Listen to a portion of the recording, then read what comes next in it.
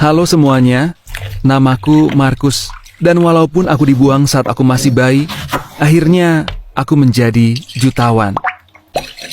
Jadi, hidupku berawal pada titik paling rendah. Tak lama setelah melahirkan, ibuku membuangku di tempat sampah.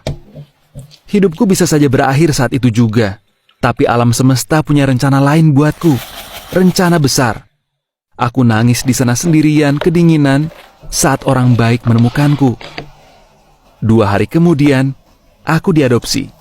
Aku selalu ingat cerita ini, karena rasanya hari itu aku mendapat kesempatan kedua untuk hidup. Sejak usia muda, aku tertarik untuk menciptakan banyak benda yang beda. Aku ingat waktu umur 9 tahun, ayahku membawa pulang komputer tua. Aku belum pernah lihat benda seperti ini. Komputernya rusak dan terlihat sangat besar, tapi aku memutuskan untuk memperbaikinya.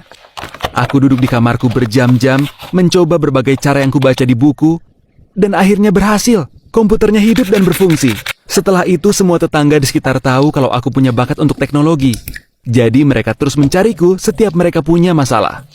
Ayahku yang luar biasa dan besar hati, bahkan mencetak iklan di koran lokal.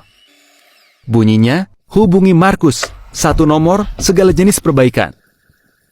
Ada fotoku dengan jas kecil dan kelihatannya sangat konyol, tapi aku merasa seperti pengusaha sejati.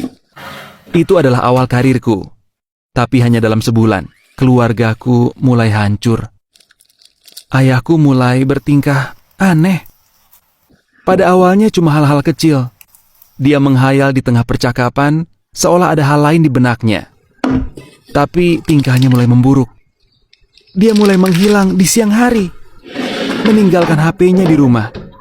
Dia bakal balik pas tengah malam dan gak bisa jelasin perbuatannya. Aku gak percaya kalau pria penyayang yang merawatku ini bisa jadi sangat tertutup. Apa yang dia sembunyikan? Ibuku mulai muak. Aku bahkan dengar dia berteriak kalau dia akan menceraikan ayah kalau dia gak mau cerita yang sebenarnya. Aku jadi khawatir. Jadi suatu ketika sepulang sekolah, aku memutuskan untuk membuntuti ayah dan melihat dia pergi kemana.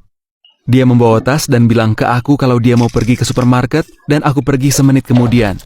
Dia tampak seperti pergi ke sana, tapi dia bertemu kawan lama di halte bis. Mereka berbincang beberapa menit, lalu dia naik ke bisnya. Aku lari ke arah bisnya dan masuk di menit terakhir. Dia berdiri sendirian. Aku berusaha sembunyi di belakang bis. Sekitar setengah jam, bisnya sampai di tujuan akhir dan berhenti. Sopir meminta semua penumpang untuk turun. Tempatnya diantah-berantah. Ada hutan di dekat situ dan beberapa rumah. Tapi gitu doang. Dia duduk di bangku, menggenggam erat tas belanjaannya, dan mulai menangis. Aku terus berpikir, ini ada apa? Kenapa ayah di sini? Aku gak bisa nunggu lagi.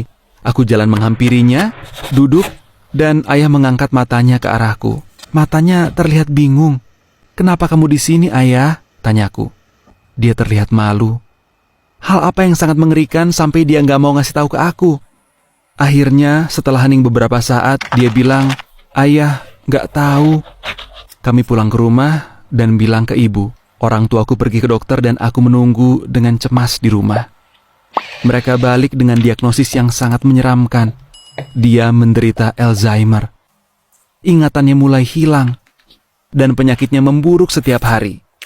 Sungguh menghancurkan hati melihat dia kesulitan dengan